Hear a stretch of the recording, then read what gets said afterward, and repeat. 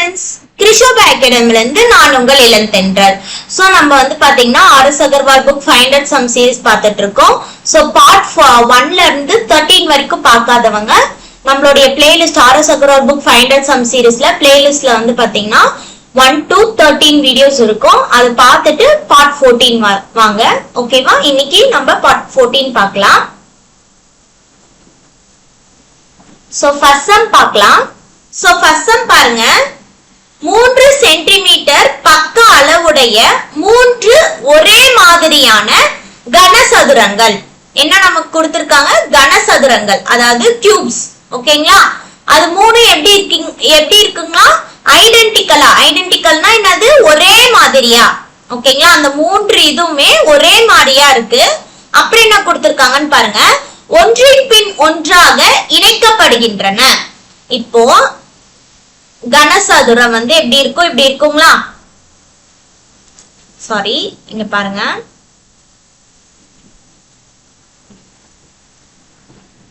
கனசதுரம் வந்து இப்படி இருக்கும். ஓகேங்களா? சோ இந்த மாதிரி வந்து பாத்தீங்கன்னா 3 கனசதுரங்கள் இருக்கு. ஓகேங்களா? சோ இந்த 3 கனசதுரங்கள் வந்து ஒன்றின் பின் ஒன்றாக என்ன பண்றாங்கன்னா ஜாயின் பண்றாங்க. ஓகேங்களா? இந்த 3 கியூப என்ன பண்றாங்கன்னா ஒரே கியூபா மாத்துறாங்க. ஓகேங்களா? சைடுல ஒன்றின் பின் ஒன்றாக இத என்ன பண்றாங்க? இணைக்கிறாங்க.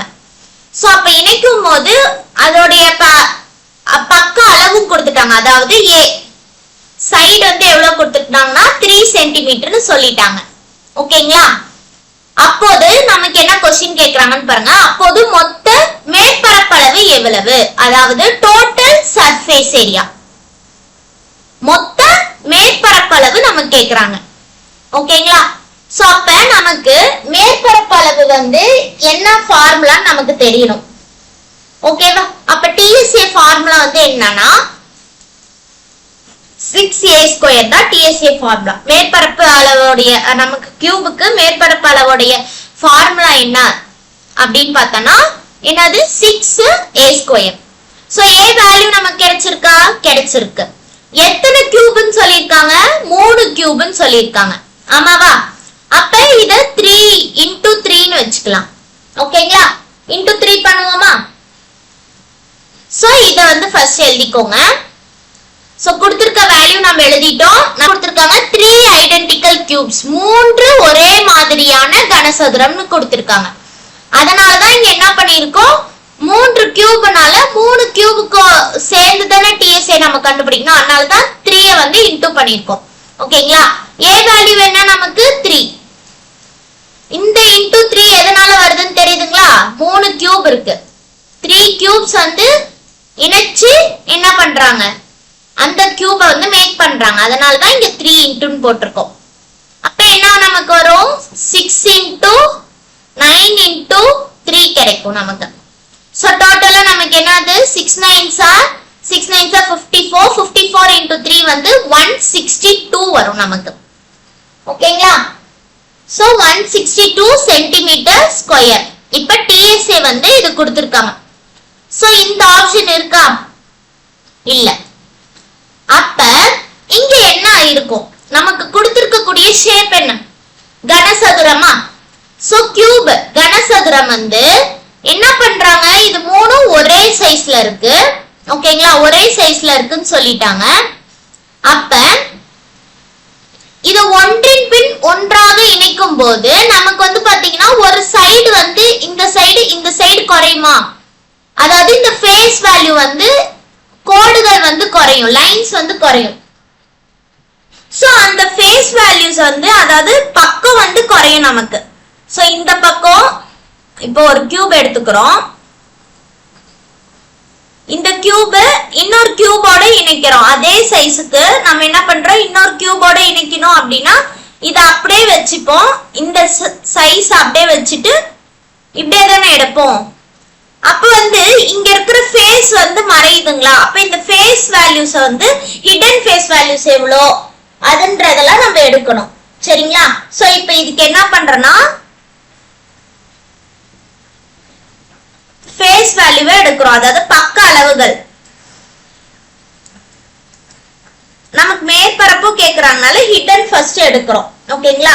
சோ ஹிடன் எடுத்துக்கிட்டோம் அப்படின்னா மொத்தமா எத்தனை ஹிடன் வரும் அப்படின்னா, இப்ப 3 இது நான் சொல்லி 3 கியூபையும் நம்ம இணைக்கிறோம். அப்ப இங்க ஒரு லைன் இங்க ஒரு லைன், அப்ப 2 இது இந்த ரெண்டு மிடில்ல இருக்கிறதும் ஹிடனா இருக்கும். அதனால இந்த 2 ஓகேங்களா. மிடில்ல இருக்குங்களா இந்த மிடில் லைன், இந்த 3 இணைக்கும் போது இந்த மிடில் லைன் வந்து பாத்தீங்கன்னா ஹிடனா இருக்கும். அதனாலதான் இந்த மிடில்ல வந்து 2வா எடுக்கிறோம். அடுத்து வந்து பாத்தீங்கன்னா எண்ட்லயும் வந்து பாத்தீங்கன்னா இந்த இடத்துல நம்ம இது பண்ணும்போது இணைக்கும் போது பாருங்க இந்த மிடில் ஹெட் வந்து போகுது. அதுக்கப்புறம் வந்து பாத்தீங்கன்னா இந்த இதுல வந்து ஒரு எண்ட் கார்டும் வந்து போகும். எண்ட் இதுலயும் வந்து பாத்தீங்கன்னா 1 1 2 தான் எண்ட் கியூப்ல வந்து போகும். சோ டோட்டலா நமக்கு எவ்வளவு வருது, ஹிடன் ஃபேஸ் வந்து 4 கிடைக்குது. ஓகேங்களா?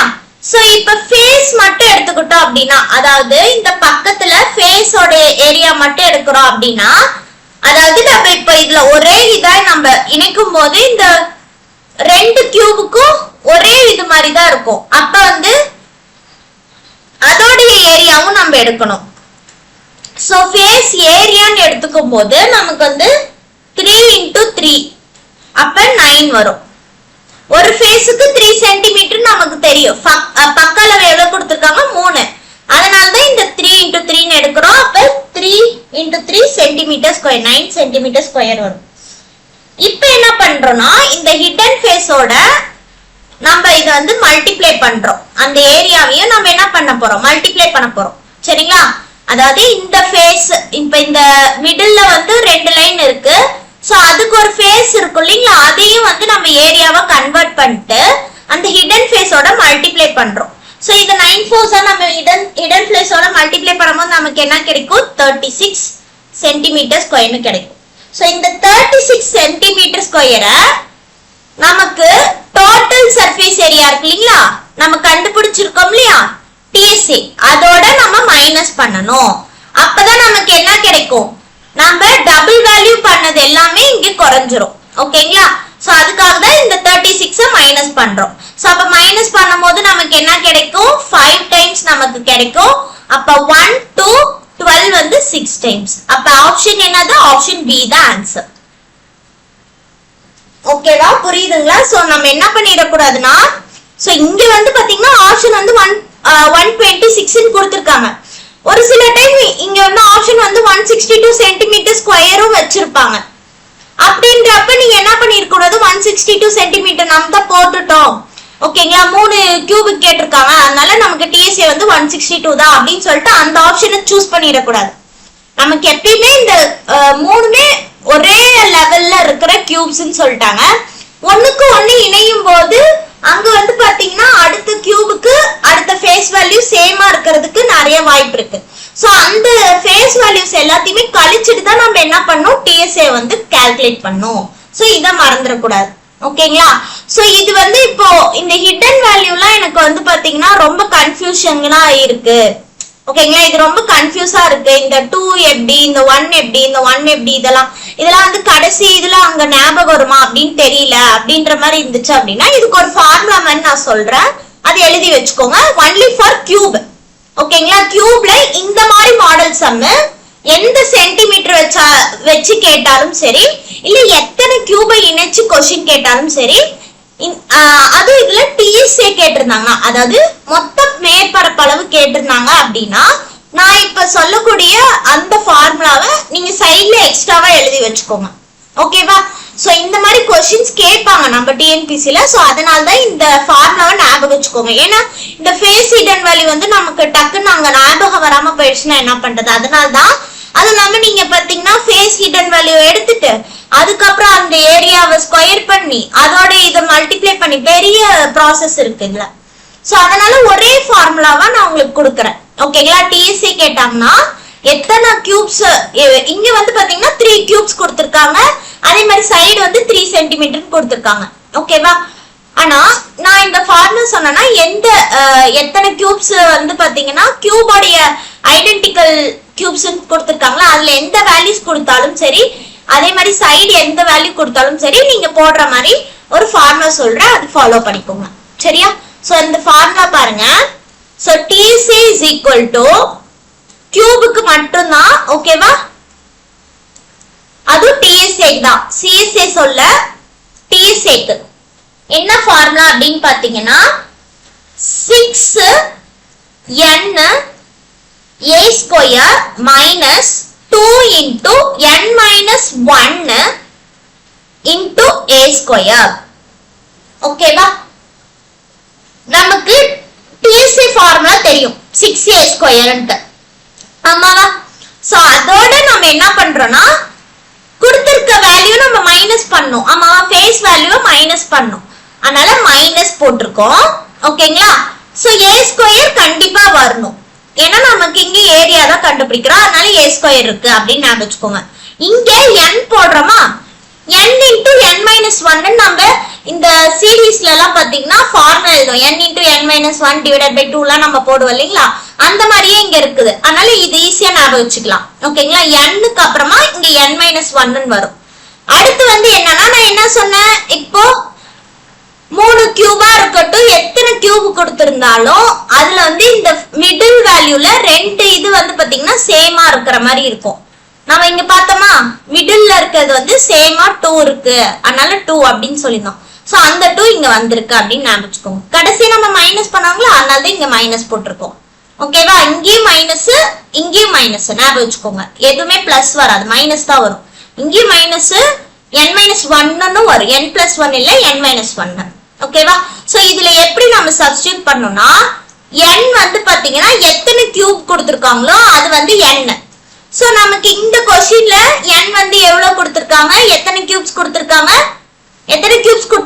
3 ஐடென்டிக்கல் கியூப்ஸ் கொடுத்திருக்காங்க. அப்ப நமக்கு இங்க n வேல்யூ என்ன, 3. ஓகேவா? அடுத்து நமக்கு a வேல்யூ 3 நமக்கு தெரியும். ஆமாவா? 3 சென்டிமீட்டர் ஸ்கொயர் தான் ஃபர்ஸ்டே நம்ம பார்த்தோம். அப்ப இந்த 3 அங்க வேற எந்த சென்டிமீட்டர் கொடுத்தாலும் நம்ம அதுக்கு போட்டுக்கலாம். சோ இந்த வேல்யூவை இங்க சப்ஸ்டிட்யூட் பண்ணுங்க. 6 into 3 into 3 ஸ்கொயர் பண்ணும்போது நமக்கு 9 கிடைச்சிரும். மைனஸ் 2 into 3 minus 1 வந்து நமக்கு 2, a ஸ்கொயர் வந்து 9. இப்ப பாத்துருங்க, அப்படியே வந்துருச்சா? 162 மைனஸ் 4 into 9 வந்து 36.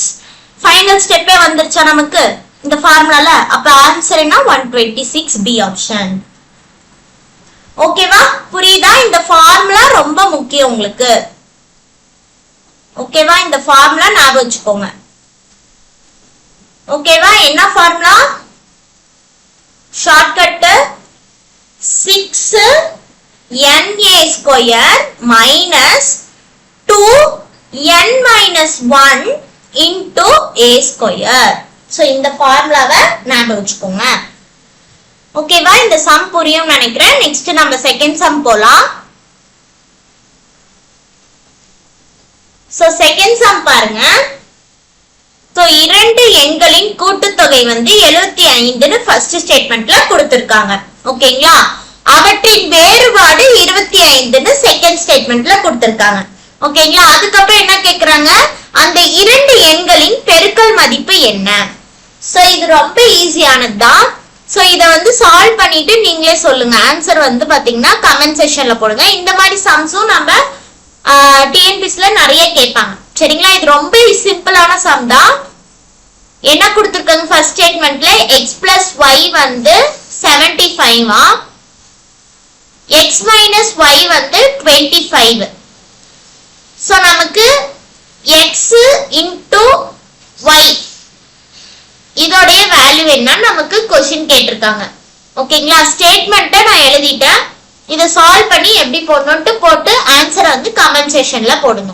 ஓகேவா? சோ செகண்ட் சம் பார்த்தாச்சு. ஓகேவா? நீங்க தான் ஆன்சர் போட போறீங்க. நெக்ஸ்ட் தேர்ட் சம் போலாம்.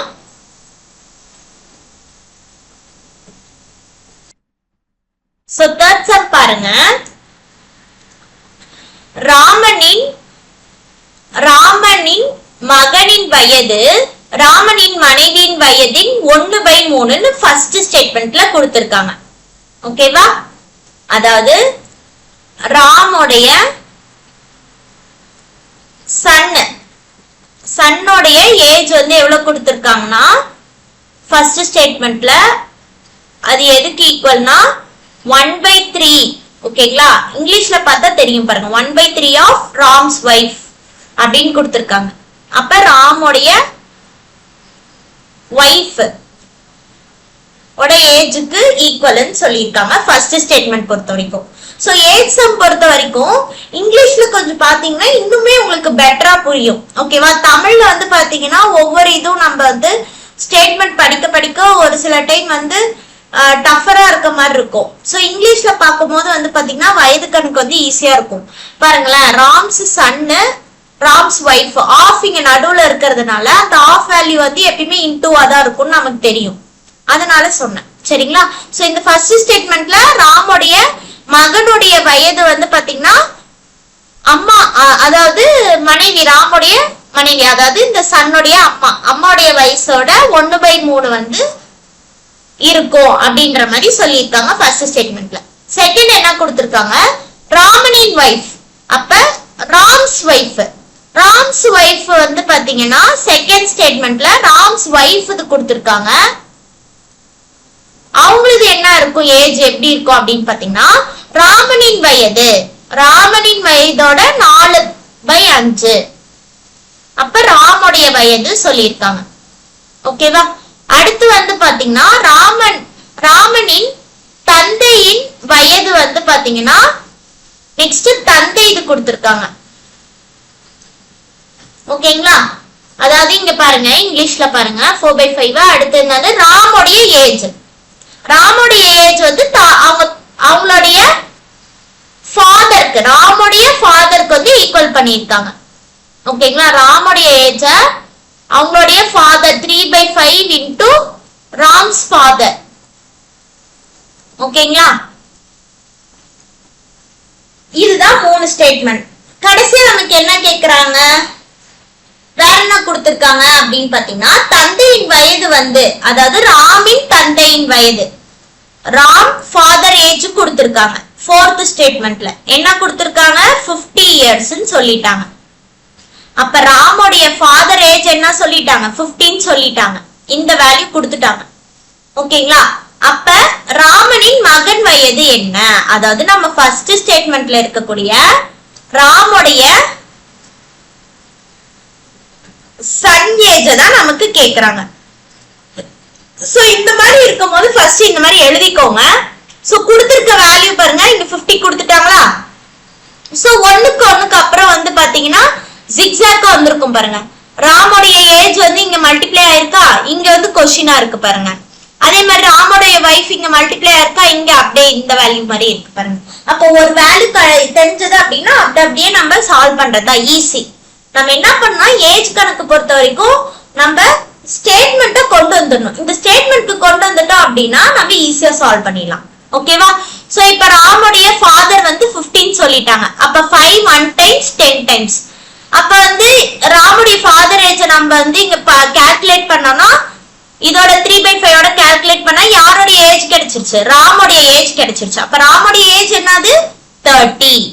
சோ இப்ப ராமுடைய ஏஜ் வச்சு ராமுடைய வைஃபோட ஏஜ் கண்டுபிடிச்சிடலாம். அப்ப ராமுடைய வைஃபோட ஏஜ்க்கு வந்து 4/5 இன்டு ராம் ஏஜ். அப்ப 30 பண்ணும்போது 5 1 டைம்ஸ் 6 டைம்ஸ். அப்ப 6 4s are 24. அப்ப 24 இயர்ஸ் யாருக்கு, ராமுடைய வைஃப்க்கு. அப்ப இந்த 24 நம்ம என்ன பண்றோம், ராம் வைஃப்ல சன்னுக்கு வந்து ஈக்குவேட் பண்றோம். அப்ப 3 1 டைம்ஸ் 8 டைம்ஸ். அப்ப நமக்கு ஆன்சர் என்ன, ராமுடைய சன் ஏஜ் என்னது 8 இயர்ஸ். ஓகேவா? புரியுதா? சிம்பிள். நீங்க கொடுத்திருக்கக்கூடிய எல்லா ஸ்டேட்மெண்ட்டையும் என்ன பண்ணணும், நம்ம எழுதிக்கணும். எழுதிட்டோம்னா நம்ம ஈஸியா வந்து ஈக்குவேஷனை ஃபார்ம் பண்ணிட்டோம் அப்படின்னா ஈஸியா நம்ம சப்ஸ்டிட்யூட் பண்ணி போட்டுறோம். அவ்வளவுதான். இது என்னடா 1/3 இருக்கு, 4/5 இருக்கு, ஃபிராக்ஷன்ஸ்ல இருக்கு அப்படின்னு சொல்லிட்டு பயப்படக்கூடாது. ஒருத்தருக்கு பின்னாடி ஒருத்தர் கொடுத்திருக்காங்க, ஒரு ஹோல் வேல்யூ இருக்கு. அப்ப வந்து ஒண்ணுக்கு ஒண்ணு கேன்சல் ஆகுற மாதிரி தான் இருக்கும் அப்படின்னு சொல்லிட்டு இது ஈஸியா நீங்க வந்து என்ன பண்ணலாம், போட்டுடலாம். ஓகேங்களா? சோ நெக்ஸ்ட் இந்த தேர்ட் சம் உங்களுக்கு புரியும் நினைக்கிறேன். நெக்ஸ்ட் நம்ம ஃபோர்த் சம் போலாம்.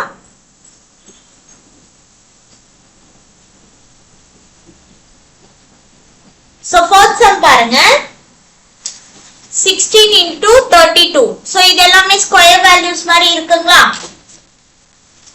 ஆமாவா? சோ அப்படி பார்க்கும்போது இப்ப 16 வந்து நம்ம இங்க பாத்தீங்கன்னா இங்க இருந்து பாத்தீங்கன்னா எல்லாத்துக்குமே 2/3 தான் இருக்கு. அப்ப கம்பல்சரி நமக்கு 2/3 தான் இருக்கும். சோ அப்ப இந்த 2/3க்கு கொண்டு வரணும் இந்த 16யும் 32யும். அதே மாதிரி கீழேயும் 3 டேர்ம்ஸ்ல எல்லாத்தையுமே கொண்டு வரணும். அப்பனா நாம என்ன பண்ணலாம், 16 வந்து எத்தனை டைம்ஸ் வந்து 2 வேல்யூ வரும் அப்படின்னு பாத்தீங்கன்னா 2 to the power of 4 வந்து நமக்கு 16. ஓகேங்களா? அதே மாதிரி 2 to the power of 4 வந்து 16 னா 16 into 2 வந்து நமக்கு என்னது 32வா? அப்ப 2 to the power of 5 வந்து 32 ன்னு சொல்லிக்கலாமா? சோ ஃபர்ஸ்ட் மேல இருக்கிற வேல்யூ நம்ம கண்டுபிடிச்சோம்னாவே இந்த ஹோல் வேல்யூக்கு ஆன்சர் கண்டுபிடிச்சலாம். எப்படி அப்படின்னு கேக்குறீங்கன்னு பாத்தீங்கன்னா இப்ப 2 உடைய வேல்யூ 4, அதுக்கப்புறம் 2 to the power of 5 ன்னு எழுதிக்கிறோம். ஓகேங்களா? 16 வந்து 2 to the power of 4, 32 வந்து 2 to the power of 5 ன்னு எழுதிக்கிறோம். சோ பவர்ஸ் வந்து பேஸ் ஈக்குவலா இருக்கும்போது பவர்ஸ் என்ன பண்ணுவோம், ஆட் பண்ணுவோம். அப்ப 4 plus 5 ன்னு எடுப்போம். அப்ப 4 plus 5 நமக்கு என்னது 9. அப்ப 9ல இங்க எங்க இருக்கு, ஒரே ஆப்ஷன் தான் இருக்கு. அப்ப இதேதான் ஆன்சர். நம்ம 3க்கு போகணும்னே அவசியம் இல்ல. 3க்கு நீங்க இங்க கீழே சால்வ் பண்ணாலுமே என்ன ஆகும், 9 தான் கிடைக்கும்.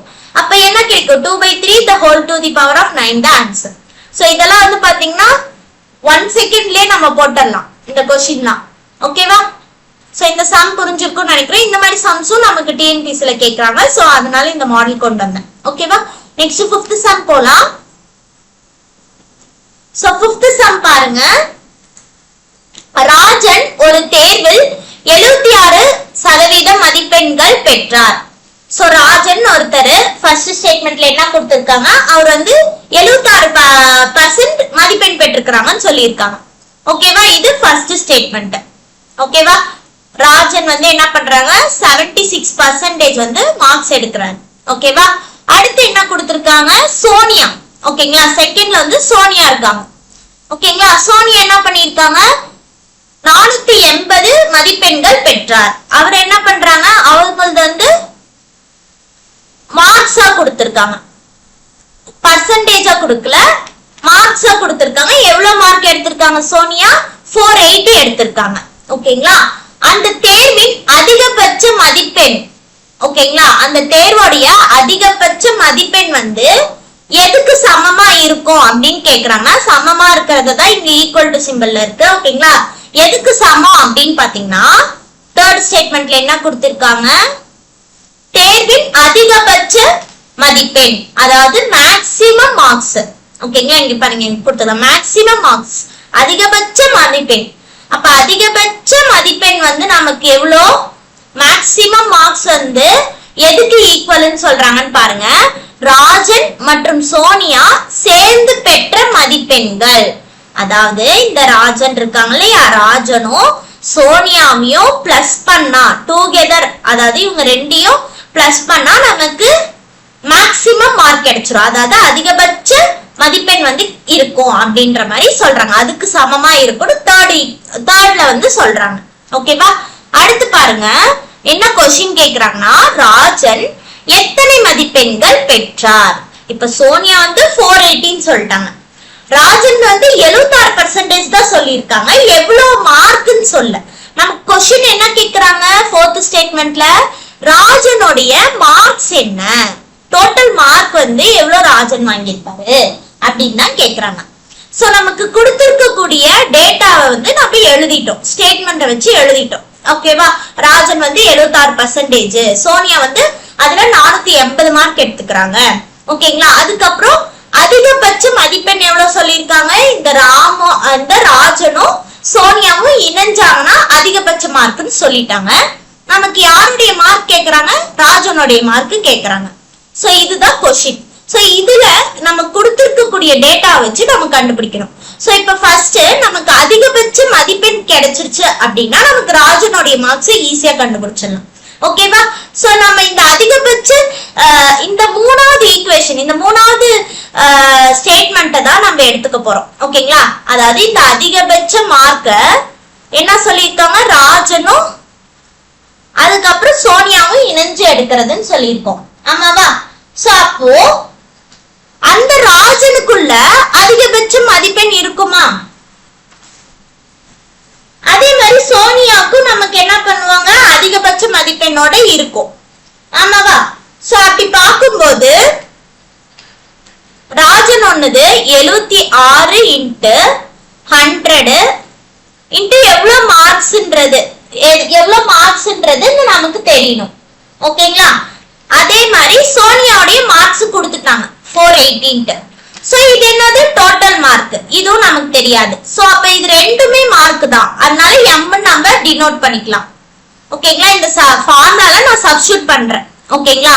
76% இன்டு நம்ம டோட்டல் மார்க் போட்டாலும் நம்ம என்ன மார்க் போடுறோமோ அதுதான் 76% இருந்திருக்கும். சோ அதனால தான் மார்க்கோட நம்ம மல்டிப்ளை பண்ணிருப்போம்.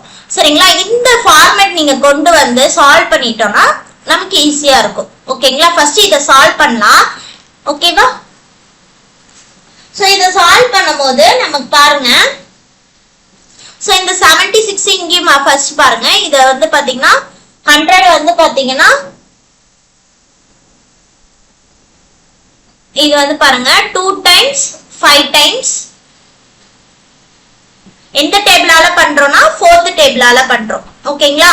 4th டேபிளால பண்ணும்போது 4th டேபிள்ல 1 டைம்ஸ் 3 டைம்ஸ் 9 டைம்ஸ் கிடைக்கும். அப்ப நமக்கு என்ன கிடைக்குங்க?